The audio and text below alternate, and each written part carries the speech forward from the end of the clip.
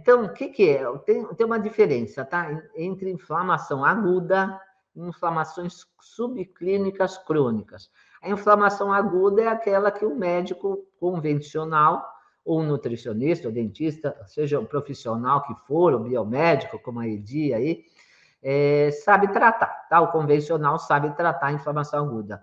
O que ele não consegue tratar é a inflamação crônica, aquela que dura anos, décadas.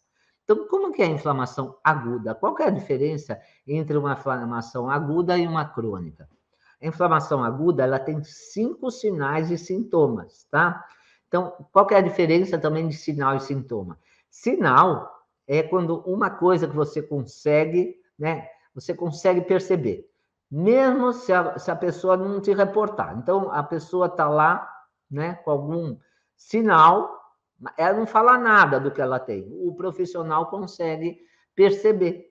Por exemplo, bolsas embaixo do olho. É um sinal que pode ser hipotireoidismo, né? Uma falha aqui na sobrancelha, característico de hipotireoidismo.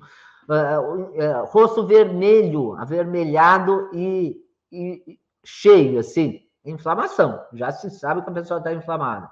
Gordura abdominal, já se sabe que a pessoa provavelmente tem gordura no fígado. Então, isso é um sinal, tá? Tá dando uns sinais aí que a pessoa tem alguma coisa. Sintoma. O sintoma é algo que a pessoa sente, a própria pessoa sente e te fala, né? Eu estou falando em relação ao profissional paciente. Então, o paciente vai lá, ela te reporta, ela conta o que ela está sentindo, mesmo que você não consiga perceber nada, ela vai falar. Por exemplo, eu tenho cólicas, eu tenho gases, eu tenho refluxo. Não dá para você perceber, mas ela te fala. O sinal já dá para você perceber. Então, tem alguns sinais e sintomas, e a inflamação aguda tem essas 5 características: inchaço, dor, calor, vermelhidão e perda de função. Por que o inchaço? Grande parte do sangue foi mobilizado para aquele local da lesão. Você lesionou, quebrou o pé, cortou o dedo, enfim, entrou um prego lá na perna, aconteceu alguma coisa. O sangue vai lá com as células autoimunes, né, com as células imunes, para atacar o agente agressor e aquele local incha. Vamos supor que você, né, machucou a mão, torceu, alguma coisa. Lá já tinha 100 ml de sangue no lugar que você lesionou. Vamos supor que depois do machucado, o corpo mobilizou mais 100 ml de sangue, com todas as células de defesa. Aí incha.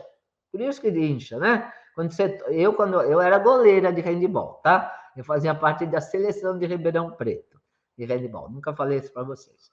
E eu vivia abrindo os pulsos, né? Porque via muita bolada e tudo, e às vezes inchava meu pulso. Então, eu sofria lesão, né? Então, é um exemplo, tá? Pode ser qualquer tipo de torção, machucado ou alguma coisa. Outro sinal é a dor. Esse processo inflamatório causa produção e liberação de substâncias que aumentam a sensibilidade à dor, que são as prostaglandinas. Tá? Nós temos 2 séries de prostaglandinas. A série par, que é inflamatória, e a série ímpar, que é anti-inflamatória. Normalmente, no processo de inflamação, é a série par, né? Prostaglandina 2, leucotrienos 2, tromboxanos 2. E isso, né? E é por isso que o local inflamado dói, tá? Porque tem um processo inflamatório lá. Portanto, dor e inflamação. Quem tem dor, tem inflamação. Vermelhidão e calor, os outros sinais, sintomas lá da inflamação aguda. Estamos falando da inflamação aguda. Como migra uma grande quantidade de sangue para onde você se machucou, e o sangue é vermelho e quente, nós somos animais de sangue quente, por isso que fica vermelho e quente, tá? Então, por causa da mobilização do sangue lá. E a perda de função, que é o último sinal? Ué, isso é óbvio, né? Se você quebrou o pé, você não consegue andar, perdeu a função. Aftas na língua, por exemplo, você perde a função de falar e de comer, dependendo da afta, né? Você não consegue nem falar. Então, um órgão ou um membro, quando está inflamado, está doendo. e com dor você não consegue usar essa parte do corpo, portanto, perdeu a função.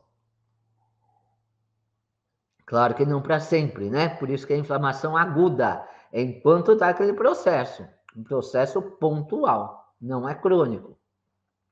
Mas o que interessa e que a medicina convencional não consegue tratar, não é essa inflamação que eu falei, dor, calor, rubor, perda de função.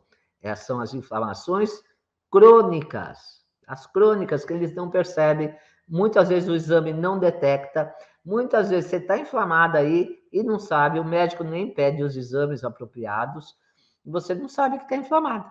Tá? Quando nós estamos inflamados, a chance de criar um solo fértil para a doença é muito maior. Muitas vezes a pessoa até faz tudo certo, né? Mas a inflamação subclínica, que está abaixo da clínica, ou seja, que você não sente e não vê, é essa que é a grave, essa que é a perigosa, porque ela é crônica. Ela vem, anos, décadas, você não sente nada.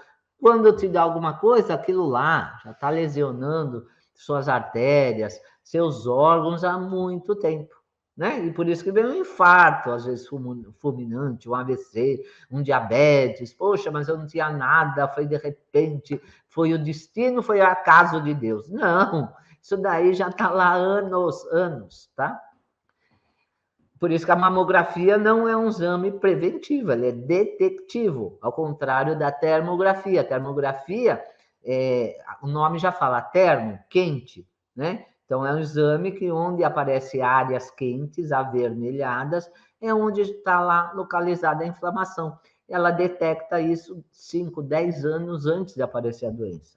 Mas não é um exame comum, nem muito acessível. Então, a gente tem que perceber e, principalmente, prevenir. Por que você vai esperar ter doença, sendo que a maioria já está doente? A maioria das pessoas, pelo menos 1 ou 2 remédios já tomam. Quem toma remédio já está doente. E saúde não é ausência de doença, é um estado, né, que a pessoa tem um equilíbrio orgânico. Então, eu não tenho doença nenhuma, mas você pode estar com processo inflamatório. A doença ainda não despertou, mas vai despertar, tá? Já está no processo.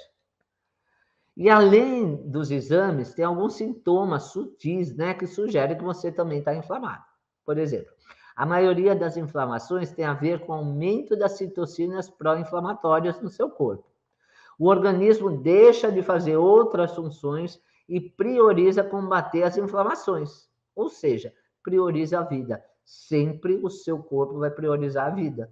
Por isso que às vezes ele não produz hormônios, não produz neurotransmissores, não produz nem o cortisol, que é tão importante para a energia. Por quê? Porque está lá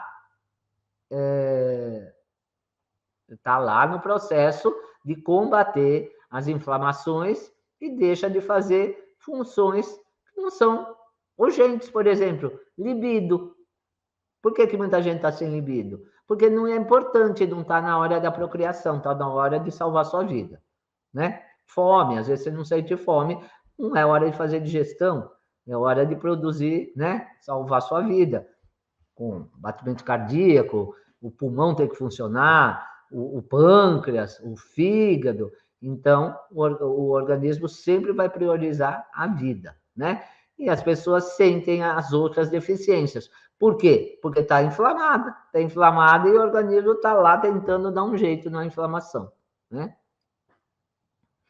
E o organismo, né, deixando de fazer outras funções, nesse combate gera mais inflamações. Quando está na luta lá, né, os macrófagos, células de defesa, lutando pela sua vida, combatendo agentes agressores, antígenos, está gerando ainda mais inflamação, começa uma cascata inflamatória. A maioria das inflamações tem a ver com o aumento dessas citocinas pró-inflamatórias. Então, sempre que o organismo, né, vai priorizando sua vida, ele vai combatendo essas inflamações e deixa de fazer funções, né, necessárias também. Tem que escolher uma coisa ou outra.